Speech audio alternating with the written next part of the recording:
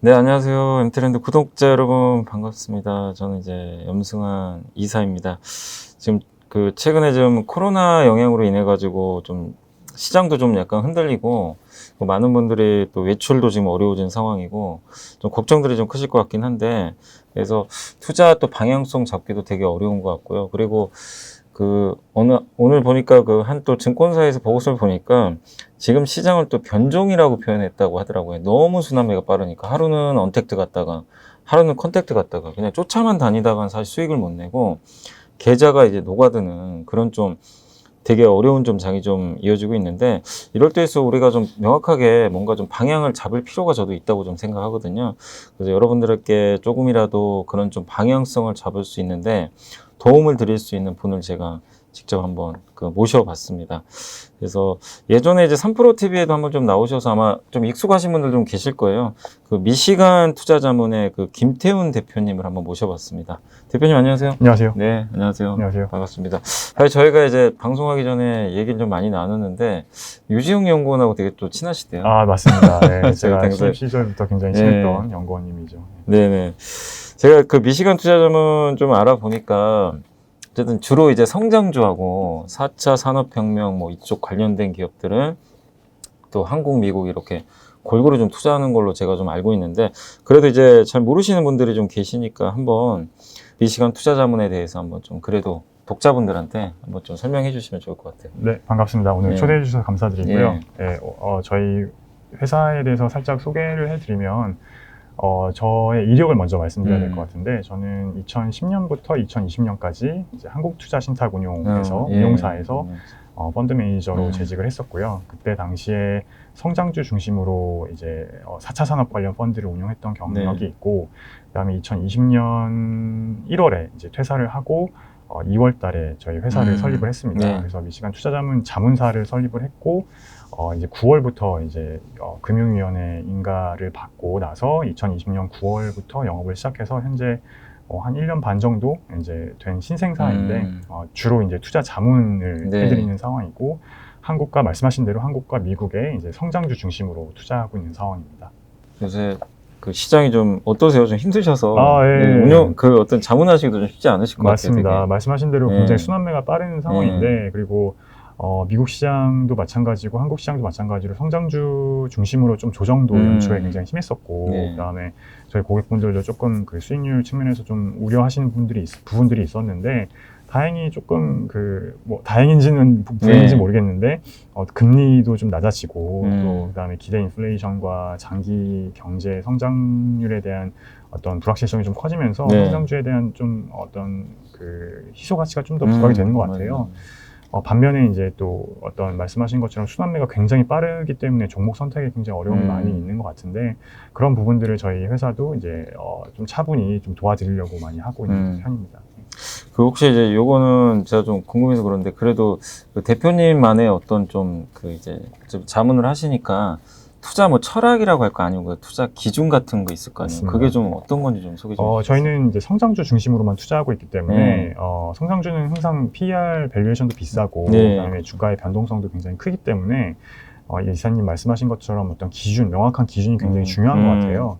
그래서 그 기준을 지키면서 어떤 가격 변동성을 좀 줄여나가는 그런 운용의 묘가 좀 필요하다고 생각하는데, 말씀을 드리자면 저희는 이제 두 가지의 어떤 팩터 분석을 통해서 투자를 합니다. 네네네. 첫 번째는 이제 정성적인 부분과 정량적인 부분인데, 두 번째는 이제 정성적인 부분에서는 기업의 어떤 퀄리티적인 측면의 분석을 하는데요. 그 부분에서 가장 중요한 거는 그 회사의 비즈니스 모델이 2, 3년 내에 2배 이상 날 수 있는 성장성을 하고 있는지, 그다음에 두 번째는 이제 경영진의 어떤 주주 환원 정책들, 자본의 배분의 효율성, 이런 측면을 좀 많이 보는 편이고요.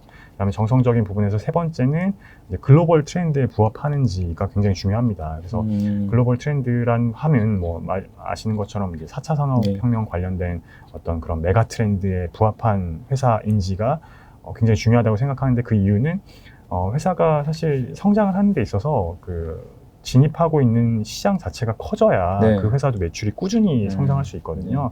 그렇기 때문에 글로벌 트렌드에 부합하지 않으면 사실 역성장하는 성장에서 아무리 잘해도 마진을 내기도 어렵고 지속적으로 성장하기 어렵기 때문에 굉장히 그런 글로벌 트렌드에 부합한 비즈니스 모델을 갖고 있는지가 중요하다고 생각합니다. 네. 그리고 이제 큰 굴지에서 두 번째로 이제 정량적인 부분을 말씀드릴 수 있는데, 성장주 측면에서는 정량적인 부분이 굉장히 중요해요. 근데 기존의 시장에서 많이 팽배하게 이제 통용되고 있는 가치 투자 같은 경우는 네. 싼 주식을 뭐 적정한 가격 이하에서 매수를 해서 적정 가격이 왔을 때 매도하는 그런 매매가 굉장히 중요한 부분을 차지하는데, 성장주 같은 경우는 기업이 성장하는 한 계속 갖고 있는 게 굉장히 중요합니다. 그래서 빈번한 매매는 필요하지 않고, 물론 주가 변동성은 뭐 시황에 따라서 왔다 갔다 할 수 있지만, 그 기업이 성장하는 한 지속적으로 가져갈 수 있는 굉장히 어떻게 보면 쉬운 투자가 될 수도 있어요. 그렇게 한 장기적으로 한 5년, 6년 이렇게 성장할 수 있는 회사를 찾는 게 굉장히 어렵지만, 한 번 찾았을 때는 장기적으로 끌고 가면서 복리 수익률을 극대화할 수 있기 때문에 어떻게 보면 굉장히 쉬운 투자라고도 볼 수 있습니다. 그러면 그 정량적인 부분을 말씀드리면, 첫 번째로 가장 중요한 건 이제 매출 성장이 나오느냐. 예, 두 번째는 이제 매출액 대비 미래 투자를 위해서 얼마나 R&D 투자를 하고 있느냐. 매출액 대비 R&D 비율. 그 다음에 세 번째는 EBITDA라고 하죠. 이제 법인세와 이자와 그 감가상각을 차감하기 전 실제 현금 기준으로 영업이익이 얼마나 찍히는지, 그거에 대한 성장성이 중요한 거고요. 그 다음에 네 번째로는 ROE의 절대적인 레벨과 그 성장성, 얼마나 ROE가 개선되고 있는지, 마지막으로 다섯 번째는 이제 잉여 현금 흐름의 성장입니다. 그래서 매출액 대비 프리 캐시플로우가 얼마나 쌓이고 있는지도 저희는 굉장히 중요한 지표로 보고 있습니다. 그래서 이게 너무 지금 좋은 이게 원칙인데, 네. 근데 근데 이렇게 타이트하게 하시면 종목 찾으시기가 쉽지 않으실 것 같은데요. 그렇죠. 대신에 말씀하신 것처럼 좀 어려운 부분이 있고, 그 기업들의 기준을 가지고 분석하는 데 있어서 좀 뭐 시간도 많이 투여가 되고, 그다음에 분석하는 데도 좀 어려움이 있지만, 다만 이제 찾았을 때는 정말 편하게 길게 끌고 갈 수 있는 장점도 분명히 있습니다. 그래서 제가 이제 여기 개인 투자를 많이 보시니까, 저도 이제 방송에서 자꾸 이제 강조드리는 게, 이제 만약에 이런 원칙에 의해서 이제 분석을 해서 내가 피킹을 했으면 투자를 했을 거 아니에요. 근데 이제 저는 항상 업데이트를 자주 하라고 좀 말씀드리는데, 개인 투자도 그렇지만 사실 펀드 매니저 분들이나 이렇게 기관 투자 보면 이제 많은 좀 개인 투자분들이 오해하시는 게, 너무 짧게 하는 거 아니냐, 막 그런 생각들을 많이들 하시더라고요. 근데 실제로 좀 대표님은 어떠세요? 그러니까 이런 것들을 정말 업데이트를 해가지고 이상이 없으면 꾸준히 그냥 들고 가는 건지, 아니면 그냥 좀 시장 상황에 맞게 그래도 약간씩은 좀 일부 덜어냈다가, 그러니까 트레이딩도 좀 병행하시는 그런 스타일이세요? 아니면 그래도 그냥 아까 말씀하신 대로 이 조건이 그냥 그대로 유지되면 계속 오히려 비중을 더 늘리면서 장기 투자를 하시는 스타일인지 좀 궁금하거든요. 이사님 굉장히 좋은 질문 하신 것 같은데, 펀드 매니저 입장에서도 이제 포트폴리오를 관리해야 되기 때문에, 그리고 진입하는 고객마다 그 진입 시점이 굉장히 다르기 때문에 수익률 관리가 필요합니다. 그래서 어떤 시장에 어떤 광기가 좀 생기면서 특정 성장주의 수급이 몰리게 되면은 항상 주가는 더 과도하게 오르는 경우가 있거든요. 그럴 때는 말씀하신 것처럼 일부 헤어컷을 해서 일부 차익 실현을 해서 좀 덜 오른 종목들을 편입을 한다던가, 또는 뭐 현금을 보유하고 있다가 이게 좀 더 하락을 했을 때 또 들어간다는가, 약간의 그런 미세 조정은 분명히 필요한데, 큰 굴지에서 포트폴리오 운영하는 측면에서는 빈번한 매매가 일어나기보다는 종목을 그러니까 좋은 성장주를 발굴했을 때는 최소 한 6개월 이상 가져가는, 그다음에 길게는 3, 4년 정도 가져갔을 때 사실 계좌는 극대화할 수 있는 상황이거든요. 복리 수익률이라는 큰 스노우볼 이펙트가 있기 때문에, 그런 부분들을 이제 구독자분들도 한번 경험하시면은 이게 성장주 투자구나, 그다음에 이렇게 포트폴리오 운영해야 되는구나 라는 법을 아시게 될 거라고 저는 생각하고 있습니다. 네. 근데 투자 기준도 명확하시고, 그러니까 성장주 투자를 어떻게 해야 하는지 좀 명확하게 좀 알려주셔서 감사드리고요. 그리고 이게 지금 이제 시장 보면 좀 시장 얘기 한번 하면, 그 성장주와 가치주 이렇게 투자자들이라면 좀 많이들 알고 계시지만, 그래도 개인 투자분들 중에 사실 아직도 헷갈려 하시는 분들이 많은데, 좀 대표님이 보시기에는 그래도, 저도 사실 성장주냐 가치주냐 너무 너무 분석보다는 가치주에서도 성장하면 성장주 되는 거잖아요. 언제까지는. 그래서 제가 대표적으로 저도 긍정적으로 보는 게 저는 가치주에서 성장주로 좀 되고 있는 게 현대차 그룹 같아서 그런 것도 하나의 옛날에 가치주였잖아요. 맞습니다. 그래서 구분할 필요는 없는 것 같긴 한데 그래도 이제 대표님 같은 경우는 이걸 좀 어떻게 구분을 하고 있어요? 어떤 좀 기준이 있어요? 굉장히 네. 어려운 질문이고 또 많은 분들, 구독자분들도 마찬가지고 실제로 제도권에 있는 펀드 매니저들도 항상 헷갈려하는 부분이에요. 맞아요. 근데 저 같은 경우는 이게 제가 뭐 100% 맞다라고 말씀드리는 건 아니지만 제가 갖고 있는 그 성장주에 대한 기준과 원칙에서 기반으로 말씀을 드리면 항상 지속 가능한 성장이 중요하다. 그게 성장주고 그 다음에 중요한 게 이제 접근 가능한 시장이라고 하죠. TAM, Total Addressable Market이 그 기업이 놓여 있는 포지셔닝 되어 있는 시장 자체도 성장을 해야 된다.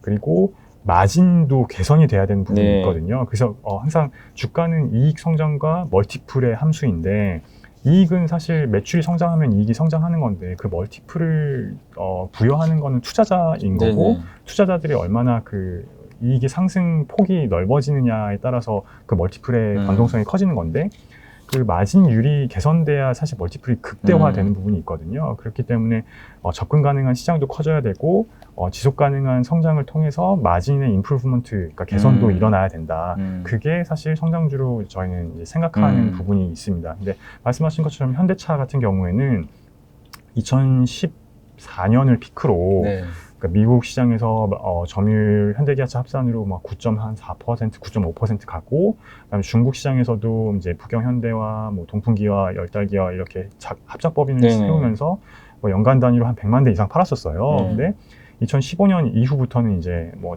미국에서 점유율도 빠지고 뭐 리콜 이슈도 생기고 충당금도 계속 쌓이고 그다음 경쟁도 치열해지고 그다음 중국에서도 마찬가지로 뭐 경쟁 요인과 그 JV 이슈도 생기면서 그 공장도 조금 생산 캐파도 줄이고 미국에서도 점유율이 계속 빠졌거든요. 그러면서 이제 경쟁이 치열하고 생산 가능한 대수가 줄어들다 보니까 마진도 훼손이 됐던 거죠. 그러면서 이제 PBR이 1배 이하까지 떨어졌던 말씀하셨던 가치주의 영역으로 들어갔었는데 향후에는 사실 뭐 최근에 많이 올랐던 글로벌 시장에서 화두가 됐던 주도주 역할을 했던 테슬라에서도 봤던 것처럼 어떤 전기차 시장의 그 시장 자체도 성장하는 부분과 그다음에 이 일렉트릭 비클을 만드는 그 회사의 비즈니스 모델이 어떻게 보면은 기존의 내연기관차들과 굉장히 다른 모습을 보이고 있기 때문에 현대차 그룹에서도 그런 EGMP 플랫폼을 기반한 그 전기차 비즈니스 모델이 확장이 된다면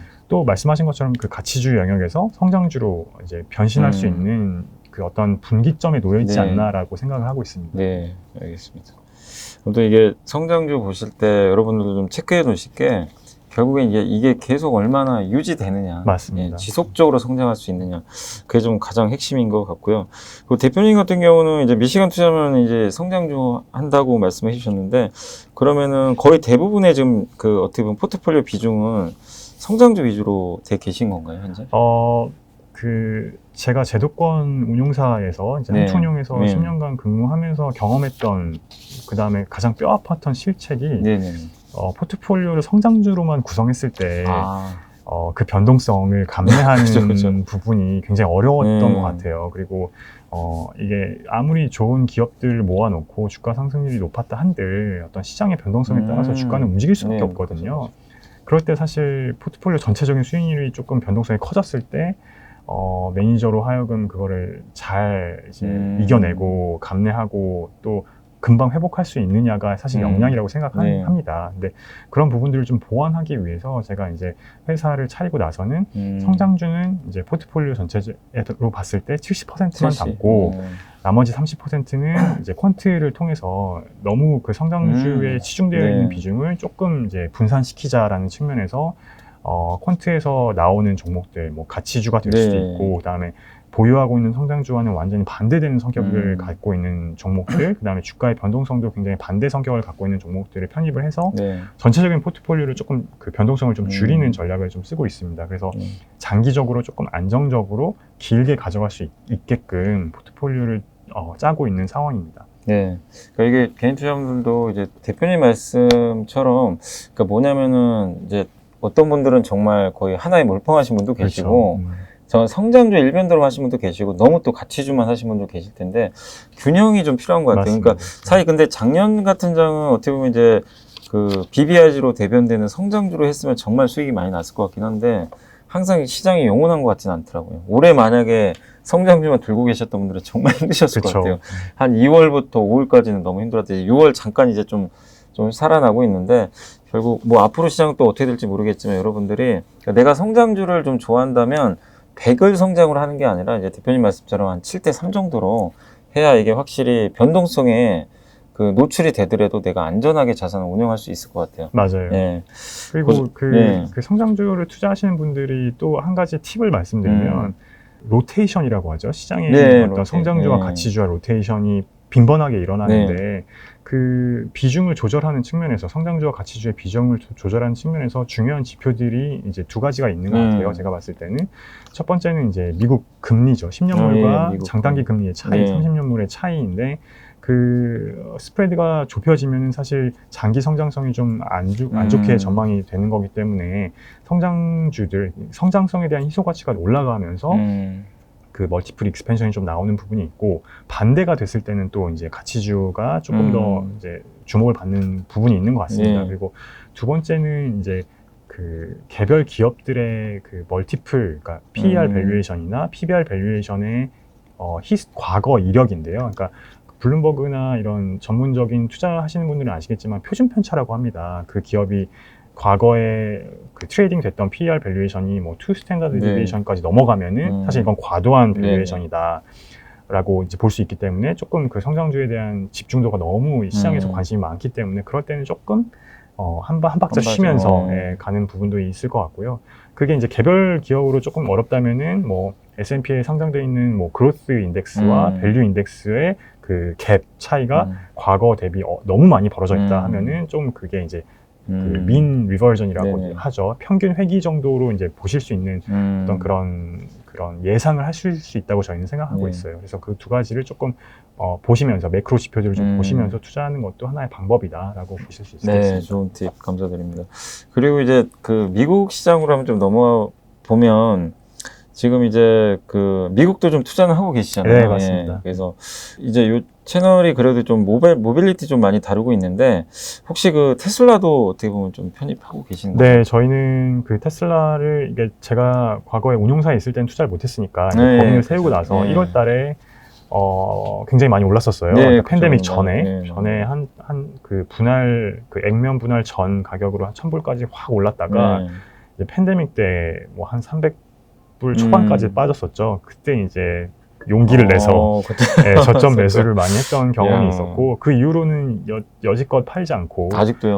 갖고 있는 상황이고 그다음에 액면 분할 이후로 이제 5대1 이제 액면 분할을 실행을 했는데 그 기준으로도 이제 900불까지 갔다가 지금 한 600불 선, 700불 선에서 왔다 갔다 하고 있는데 여전히 저희는 테슬라의 장기 성장성을 좀 좋게 보고 있어서 뭐 물론 뭐 2020년과 같은 한 600~700%의 주가 상승률은 좀 어렵겠지만 기대 수익률을 조금 낮추더라도 여전히 그 성장성과 매출 성장성과 제가 아까 말씀드렸던 뭐 에비타 성장률이나 그다음에 ROE의 증분이나 이런 부분들이 여전히 이제 유효하다고 생각하고 있기 때문에 보유하고 있는 상황입니다. 저도 이게 테슬라 보면 놀라운 게 그러니까 그 일론 머스크가 트위터만 안 하면 괜찮을 것 같은데 자꾸 그게 좀 걸리긴 한데 그걸 제외하면 사실은 기업으로 봤을 때는 되게 매력이 있다고 저도 보여지는 게 사실 이제 그동안 전기차를 대량 생산한 업체가 없었잖아요. 없었죠. 그래서 제가 기억나는 게요. 예전에도 몇 년 전에도 테슬라 저러다 부도난다. 막 파다했었잖아요. 맞습니다. 소문도 막 파다하게 돌고. 그랬는데 어쨌든 어찌저찌 만들어서 이제 대량 양산까지 하고 실제로 보면은 테슬라 주가를 보면 이거 테슬라 작은 전기차 요새 안 팔리나? 이 의구심이 드는데 데이터 보면 또 너무 잘 팔려요. 너무 잘 팔리고 있죠. 중국에서 잘 팔리고 미국 뭐 말할 것도 없고 뭐 독일에서도 저번에 보니까 1등 했더라고요. 판매량이 폭스바겐 제끼고. 맞습니다. 그 정도로 생산도 잘 되고 이제 잘 팔리는데 근데 이제 테슬라를 이제 걱정하시는 분들은 그런 것 같아요. 과연 얘가 아이폰이 될 수 있겠냐. 그러니까 왜냐하면 애플의 밸류에이션이 그만큼 확장됐던 거 10년 이상 결국엔 삼성도 있었지만 양보는 했지만 애플만의 생태계를 갖춰서 어쨌든 성공했는데 이제 테슬라를 좋게 보시는 분들은 아니 테슬라도 그 안에 오토파일럿 들어가 있고 그 안에서 자율주행 가면 나중에 그 안에 뭐 앱스토어 같은 거 만들어가지고 모든 걸 다 장악할 수 있을 것 같아서 그래서 밸류에이션 지금 주는 게 의미가 없다. 이런 분도 계시지만 차는 차다. 우리가 차 타고 이동해야 되는데 차대로 만들어야 되는데 솔직히 현대차나 폭스바겐이 대량 생산해서 그 엔트리카라 그러잖아요. 그 맞아요. 대중화 모델 있죠. 네. 이거를 만약에 얘네들이 그냥 쏟아버리면 테슬라는 그럼 나중에 프리미엄은 잘하겠지만 대중적인 모델에서 좀 약해지는 거 아니냐 이런 또 우려들을 많이 하시는 것 같아요. 네. 그게 혼재된 것 같은데 좀 대표님은 좀 어떻게 좀 생각하고 계세요? 그 첫 번째로는 말씀하셨던 그 그러니까 자동차 기업으로 네. 테슬라를 먼저 바라보았을 때는 지금 현재 테슬라의 생산 캐파가 100만 대 정도 됩니다. 그러니까 미국의 프레몬트 공장과 이제 상해 공장이 두 공장이 이제 가동률 거의 100%, 뭐 한 90%까지 돌아가고 있는 상황인데 자동차 기업을 바라볼 때는 사실 자동차 기업의 본질은 장치 산업이거든요. 그죠. 그러면 이제 가동률 싸움인데 가동률이 얼마나 이제 그 한 80% 정도에서 유지가 되느냐에 따라서 기업의 수익성이 좌우가 됩니다. 근데 테슬라 같은 경우는 재고일수도 일주일 내이고 굉장히 수요가 강한 상황이고 만들어내는 족족 다 팔리고 있기 때문에 가동률에 대한 그런 어떤 걱정은 안 해도 되는 것 같아요. 그래서 어떤 적정한 마진을 낼 수 있는 그런 유슈 캐파는 분명히 갖고 있는데 그럼 여기서 이제 주가가 오르려면 이 성장을 해야 되는 거잖아요. 매출이 성장해야 되는 건데 지금 현재 100만 대 캐파에서 이제 올해 하반기 독일 공장, 베를린 공장 기가 팩토리가 이제 완공이 되면서 한 연간 단위로 한 50만 대가 이제 파일럿이 돕니다. 그러면 이제 100만 대에서 150만 대 증분이 되고 그 다음에 내년 초가 되면 이제 텍사스 공장에서 한 4, 50만 대 정도가 애드업이 돼요. 이제 거기는 텍사스 세미 트럭과 세미 트레일러와 모델 3가 생산이 될 건데 거기서도 사실 한 50만 대는 내년에 또 증분이 붙어요. 그러면 올해 100만 대 기준에서 내년에 200만 대 기준이 되면 생산 캐파만 2배가 늘어나는 거고 여전히 재고일수는 적기 때문에 그 수요가 유지가 된다면은 사실 자동차 기업으로서 생산량의 증분에 따른 매출 성장은 뭐 100% 이상 성장할 수 있다라고 볼 수 있는 거고 그렇게 되면 사실 2020년 기준으로 PER이 뭐 한 1000배 정도 됐었는데 2021년 올해 말 기준으로 한 120배 정도 됩니다. PER이 굉장히 급격하게 빠졌죠. 그러니까 이익과 매출과 이익이 한 100% 이상 성장하면서 그럼 내년에 봤을 때는 뭐 여전히 2021년 1분기도 매출이 한 70% 성장했고 에비타도 한 90% 넘게 성장했는데 내년에 들어오는 100만 대 캐파가 애드업이 된다면 뭐 물론 뭐 마진은 일시적으로 좀 뭐 관련된 부대 비용이나 이런 것들이 가만히 되면서 일시적으로는 뭐 크게 개선이 되지 않을 수도 있지만 자동차 기업으로서의 테슬라는 사실 내년에도 증이익에 대한 기대는 분명히 할 수 있다라고 보실 수 있고 두 번째 이제 소프트웨어 기업 테슬라가 과연 애플처럼 그 생태계를 다 장악할 수 있느냐라고 이제 질문을 하시면은 저는 좀 개인적으로 뭐 그 편향된 사고일 수는 있지만 애플의 과거 이력을 봤을 때 그 스마트폰 시장에서 애플이 이익을 독과점했었어요. 그러니까 스마트폰을 생산하는 업체들이 한 7개까지 많게는 8개까지 있었는데 그 당시에 삼성전자가 소폭의 스마트폰을 이익을 내고 뭐 한 80% 이상의 전체 스마트폰 시장의 이익을 애플이 독점을 했습니다. 그게 물론 스마트폰을 이제 글로벌 밸류체인을 통해서 생산 시설을 통해서 잘 만든 것도 있지만 말씀하셨던 소프트웨어 영역을 통한 컨텐츠 판매를 통해서 앱스토어에서 들어오는 그 서비스 매출이 굉장히 어마어마했기 때문에 그 이익이 나왔다고 생각을 하고 있는데 테슬라도 마찬가지로 이제 그 생산 대수가 그 글로벌하게 운행되고 있는 차량의 대수가 한 300만 대, 400만 대 정도 되고 있으니까 그게 이제 한 500만 대 이상 늘어난다면 이제 유의미한 그 컨텐츠 매출이 발생할 수 있는 거죠. 그렇게 됐을 땐 테슬라도 말씀하셨던 FSD, 뭐 Full Self Driving Service나 뭐 자율주행을 관련된 그런 소프트웨어 업데이트를 지속하면서 기존에 갖고 있던 차량에서 나오는 매출과 이익과 뿐만 아니라 이제 훨씬 더 마진이 높은 컨텐츠 매출, 소프트웨어 매출이 애드업이 된다면 지금 뭐 한 700조, 800조의 시가총액은 뭐 1,000조 이상, 2,000조 이상까지도 갈 수 있지 않을까라는 기대를 하고 있습니다. 그래서 결론은 자동차 회사로서 바라보는 테슬라의 증분되는 그 생산 캐파가 애드업 되는 부분도 있고 그게 이제 운행 대수가 늘어남에 따라서 소프트웨어 매출과 뭐 자율주행 관련된 오토파일럿 관련된 그런 마진 높은 그 매출도 들어올 거기 때문에 향후에 테슬라를 바라봤을 때 그다음에 어떤 경쟁적인 측면에서는 훨씬 더 우위에 있다고 저는 보고 있어요. 그러니까 데이터 싸움이니까 결국은 운행 대수가 많아야 사실 그 데이터가 축적이 되고 진입 장벽이 생기는 거기 때문에 뭐 복스바겐이나 뭐 현대기아차나 뭐 다른 뭐 GM이나 포드와 같은 업체들이 전기차는 만들 수 있어도 어떤 전기차가 운행되는 생태계를 만들기는 네. 좀 늦지 않았나, 그 데이터를 확보하기에는 조금 뒤처지지 않았나라는 생각을 갖고 있습니다. 뭐 물론 따라할 수는 있겠지만 거기서 이익을 내기는 굉장히 어려울 거다라고 저는 생각하고 있어요. 그러니까 테슬라가 그러니까 많은 분들이 애플처럼 된다고 보시는 분들도 굉장히 좀 많으셔서 네.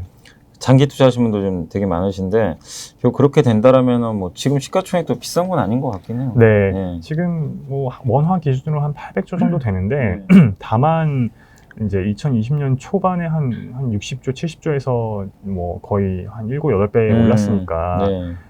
그 증분의 그 생산 캐파가 늘어나고 이익이 턴어라운드 하는 기대감에서 사실 주가는 가장 많이 오르는데 그 기대 수익률은 좀 앞으로 향후 기대하기는 어려울 거라고 봐요. 다만 페이스북도 이제 뭐 그 빅테크 기업으로서 얼마 전에 이제 1,000조, 그러니까 1 트릴리언에 도달하기까지 과거 한 4년 동안 이익이 지속적으로 나면서 밸류에이션이 한 20배 언저리까지 떨어졌거든요. 그렇게 되면 사실 테슬라도 마찬가지로 뭐 1 트릴리언, 뭐 1.5 트릴리언까지 가는 데 있어서 어떤 멀티플 익스펜션보다는 이미 이제 120배까지 PER이 올라와 있기 때문에 멀티플 익스펜션보다는 이익을 꾸준히 쌓아가면서 PER이 떨어지면서 EPS 증분만큼 주가가 상승할 수 있지 않을까. 그 속도는 과거에 올랐던 속도보다 좀 느리겠지만 다른 나스닥에 상장되어 있는 업체보다는 빠를 수 있지 않을까라는 생각을 갖고 있습니다. 그러니까 애플도 사실 보면 과거에 이렇게 한번 점유율 올렸다가 또 조정받고 올라가고 보면은 어쨌든 계속 점진적으로 우상향했던 것 같아요. 그러니까 네. 장기적으로 보면은. 근데 거기서 이제 결국 멀티플을 올려줬던 배경은 저도 이제 앱스토어가 결국 이제 시장을 장악하면서 맞습니다. 그렇게 됐던 것 같은데 결국에 그러니까 PER을 올리려면 어쨌든 이 소프트웨어 이 생태계가 좀 어떻게 보면 테슬라가 좀 뭐 완벽하게 독점까지 못 하겠지만 이 특히 자율주행으로 갔을 때 그 안에서 사람이 앉아가지고 뭔가를 하긴 해야 되잖아요. 네. 그럴 때 결국 중요한 것들이 그 안에서 뭘 할 거냐. 그럼 소프트웨어로 그걸 여러 가지 것들을 그러니까 스마트폰처럼 할 수 있는 그런 생태계 같긴 한데 그런 면에서는 대표님도 어쨌든 테슬라가 좀 가장 앞서 있고 앞으로도 있다. 네. 지속될 것이라고 보시는 네. 거죠? 결국은 데이터 싸움이고 진입 장벽은 이미 좀 높아져 있다라고 저는 보고 있습니다. 네.